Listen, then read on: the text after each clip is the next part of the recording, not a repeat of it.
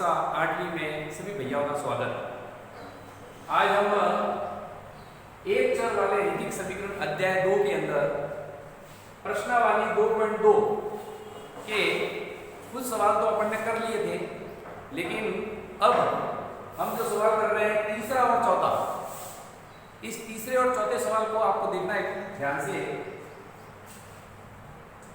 एक समद्विबाहु त्रिभुज का आधार 4/3 सेंटीमीटर तथा उसका परिमाप 4 से 2/15 सेंटीमीटर है। उसकी दो बराबर भुजाओं की माप ज्ञात कीजिए। अब यहाँ पर समद्विबाहु त्रिभुज बनाना है। देखिए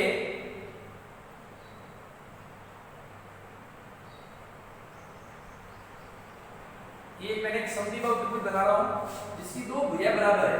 ये दो भुजाएं बराबर है, ठीक है ना। इसका नाम दे देता हूं ए, बी और सी।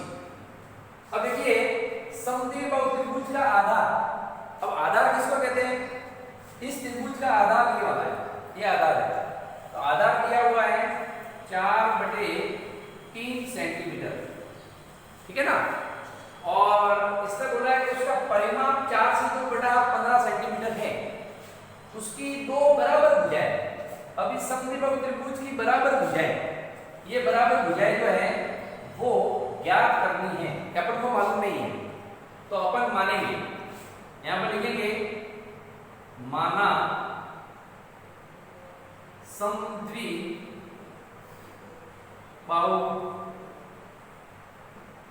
त्रिभुज की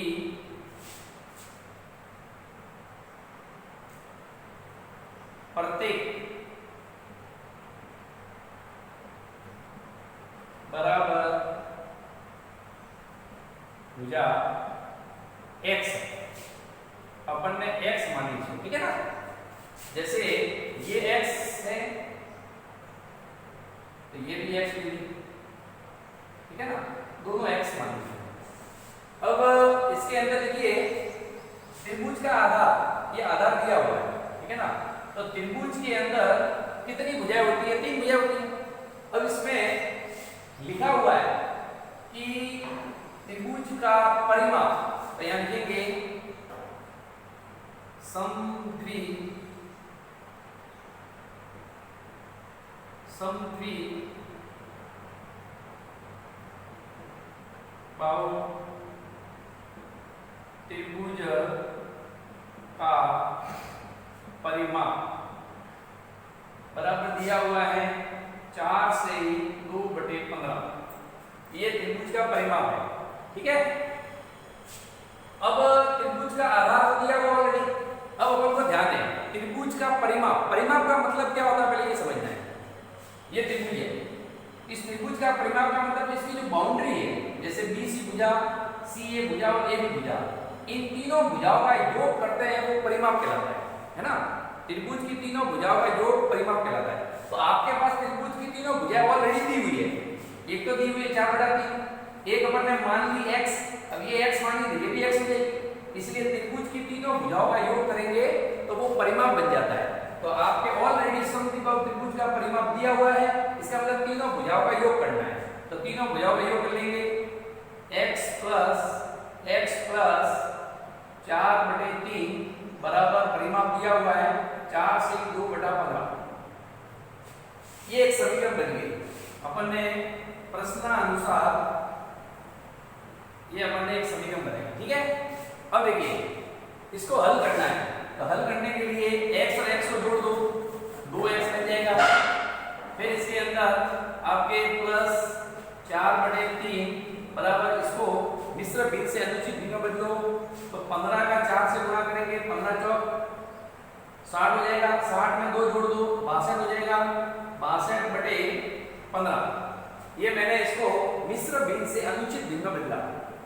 अब अपन क्या करेंगे, इसका 4/3 जो है, जो बिना x वाली, ये x वाली है, बिना x वाली है, तो मतलब इसको चर कहते हैं, इसको अचर कहते हैं। तो अचर वाली संख्या को पक्षांतर करेंगे इधर। तो यहां लिखेंगे पक्षांतर करने पर 2x वही रहेगा बराबर 62/15 वही रहेगा, और 4/3 का पक्षांतर हो जाएगा। ये प्लस था तो माइनस बन जाएगा, ये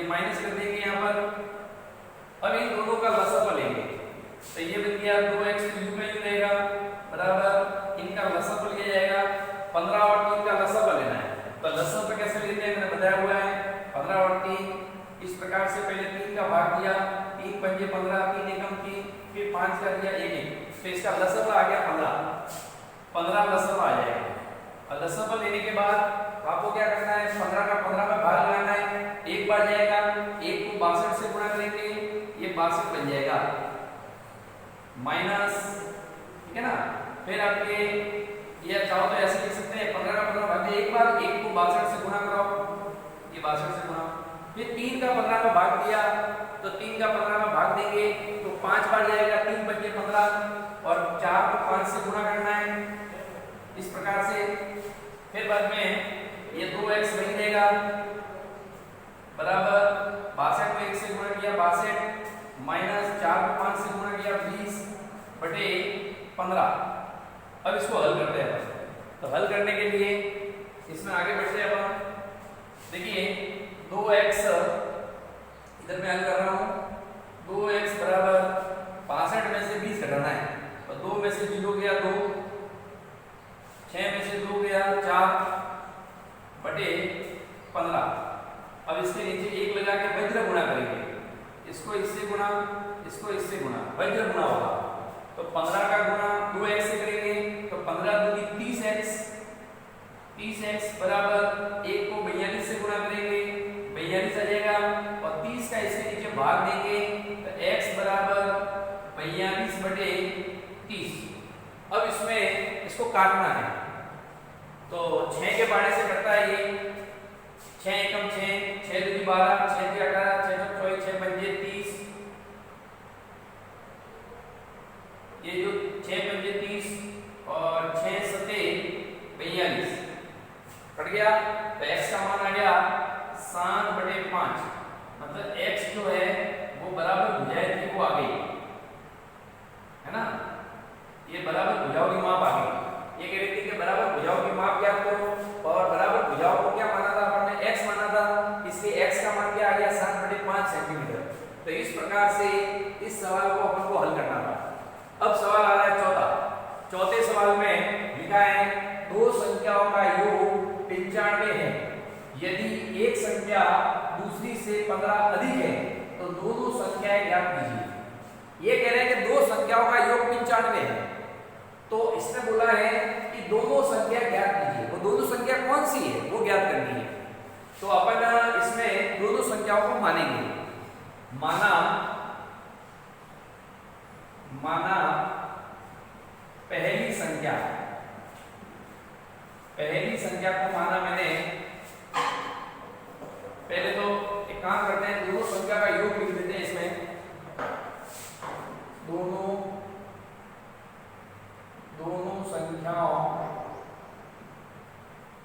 संख्याओं का योग।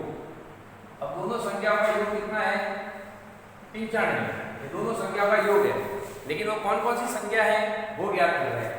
तो पहले लिखेंगे माना पहली संख्या x है।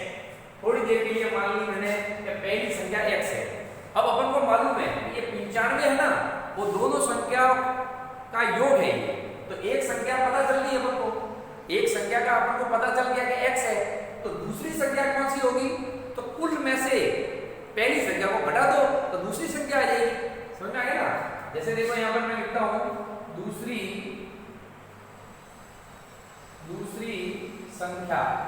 अब दूसरी संख्या कैसे निकल रही है, कुल संख्या कितनी थी अपने पास 95 थी, दोनों संख्याओं का योग, उसमें से एक संख्या का अपन को पता चल गया x, तो दूसरी संख्या कैसे ज्ञात करेंगे, 95 में से x को घटा दो। तो 95 में से x को घटाना है, ये दोनों संख्या आपके पास प्राप्त होगी। अब क्या कह रहा है देखो, यदि एक संख्या दूसरी से 15 अधिक है, एक संख्या जो है वो दूसरी से 15 अधिक है, तो देखिए पहले दिन दोनों की तुलना हो रही है। यहां लिखेंगे प्रश्नानुसार x, और इसको भी ले लो 95 माइनस x। अब ये क्या कह रहा है, ध्यान से देखना, ये है पहली संख्या, ये है दूसरी संख्या। तो कह रहा है कि एक संख्या जो है वो दूसरी से 15 अधिक है, ये दूसरी है ना, उससे 15 अधिक है। ये संख्या जो है वो दूसरी से 15 अधिक है, तो इसकी तुलना हो रही है दोनों की। तो इसको ब्रैकेट में लेके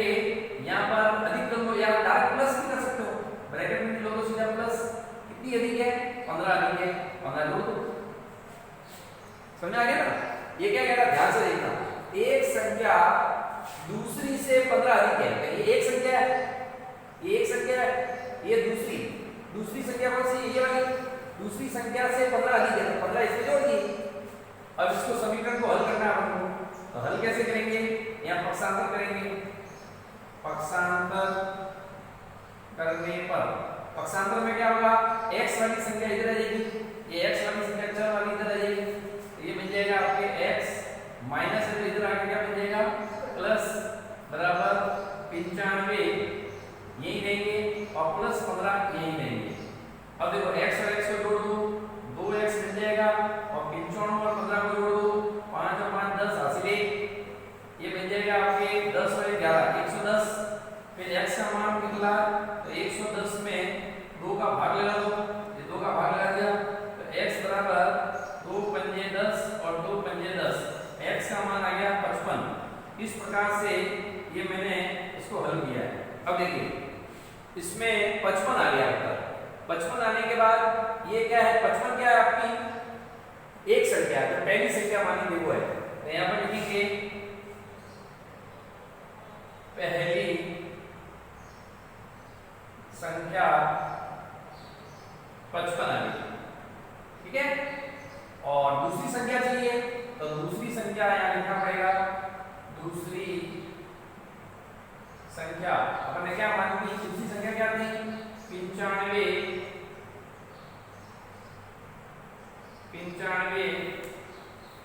माइनस x थी, तो 95 माइनस x का मान कितना है, देखो ये आया 55, x की जगह 55 भर दो, ये 55 भर दिया, 5 में से 5 दिया 0, 9 में से 5 दिया 4 40। तो इस प्रकार से आपकी पहली संख्या तो आ गई 55 और दूसरी संख्या आ गई 40। तो इस प्रकार से इस सवाल को अपन ने हल किया। तो इसके अंदर ये आपको निशान लगाना है, ठीक है ना। तो ये मैंने आपके आंसर लगाया इसका, यहाँ से इसको ऊपर लेना है, ठीक है ना। हाँ तो देखिए भैया मैंने सवाल लगाया तीसरा और चौथा, ये दोनों सवाल आपको अपनी कॉपी में भी उतारना है और फिर बाद में आगे के अगला सवाल हम छठा करेंगे।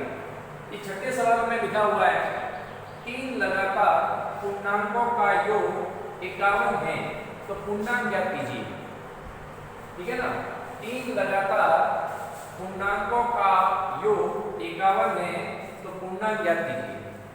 अब 3 पूर्णांकों का योग करना है, तो 3 पूर्णांक संख्या अपन को पता नहीं है, तो इस प्रकार से 3 पूर्णांक संख्या कौन सी होगी वो पता करते हैं।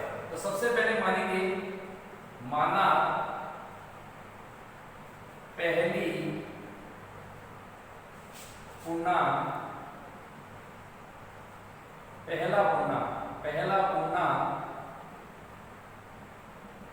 x है, पहला पूर्णांक अपन ने मान लिया x। दूसरा पूर्णांक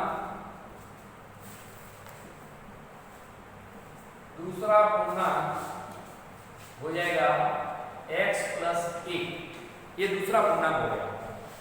फिर तीसरा पूर्णांक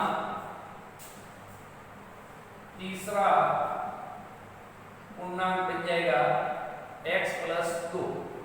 अब देखो पहला पूर्णांक अपन ने x माना है, अब कोई भी संख्या हो सकती है, लेकिन इस x में यदि 1 जोड़ दिया जाए तो दूसरा पूर्णांक आएगा, और फिर उसके अंदर 2 जोड़ दिया जाए तो तीसरा पूर्णांक आएगा x के अंदर।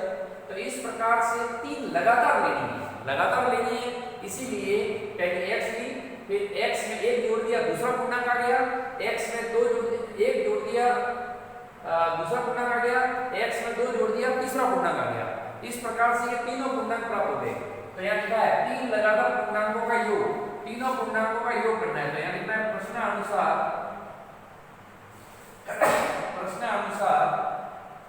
तीनों पूर्णांकों का योग, तीनों पूर्णांकों का योग बराबर दिया हुआ है 51, और इन तीनों को जोड़ना है x plus 1 plus x plus 2, तीनों पूर्णांकों का योग किया मैंने। अब यहाँ पर अपन को क्या करना है, x को जोड़ दो, 1 2 3 x बन जाएगा, संख्या को जोड़ दो, 2 और 1 3 बन जाएगा। इस प्रकार से अब यहाँ पर लिखना पड़ेगा पक्षांतर करने पर। अब पक्षांतर किसका करेंगे? चर वाली संख्या वही रहेगी, बिना चर वाली संख्या का पक्षांतर हो जाएगा, 3 उधर चला जाएगा। ये बन जाएगा 3x बराबर 51 और प्लस के 3 उधर गए तो क्या बने? माइनस के 3। तो ये बन जाएगा आपका 3x बराबर 51 में से 3 घटा दो तो बन जाएंगे आपके ये 48 आ जाएंगे, 48, ठीक है ना। अब 3 का इसमें भाग लगाना है तो देखिए यहाँ पर हल करता हूं मैं। 3x बराबर 48 है, इसमें x का मान चाहिए तो 48 में 3 का भाग लगाया तो ये 3 एकम 3, इसमें भाग दिया तो 3 एकम 3 और 18 गए तो 3 × 18, x का मान 16 आ गया, x का मान आपके पास 16 प्राप्त हुआ, ठीक है ना। इस प्रकार से अब पहली संख्या x किसको माना था अपन ने? पहली संख्या को माना था। तो यहाँ लिखेंगे पहला पूर्णांक लेंगे, पहला पूर्णांक 16 प्राप्त हुआ। दूसरा पूर्णांक क्या माना था हमने? x + 1, x का मान कितना आया? 16, या x की जगह 16 भर दो, 16 + 1 बराबर कितना प्राप्त हुआ? 17। तीसरा पूर्णांक कितना होगा? तीसरा पूर्णांक, अब तीसरा पूर्णांक क्या माना था हमने? x + 2, यहाँ लिखेंगे x + 2, x की जगह कितना मान है? 16, या x की जगह 16 भर दो बराबर 18। तो इस प्रकार से आपके पास 3 पूर्णांक आ गए, पहला पूर्णांक 16, दूसरा 17 और तीसरा 18। तो इस प्रकार से अपन ने लगातार 3 पूर्णांकों को ज्ञात किया। तो ये सवाल जो करवाए हैं उनको अपनी कॉपी में उतारना है। ये गृह कार्य के रूप में मैंने दिया है क्योंकि इसमें ऐसे सवाल है जो सभी मुझे करवाने पड़ेंगे। धन्यवाद।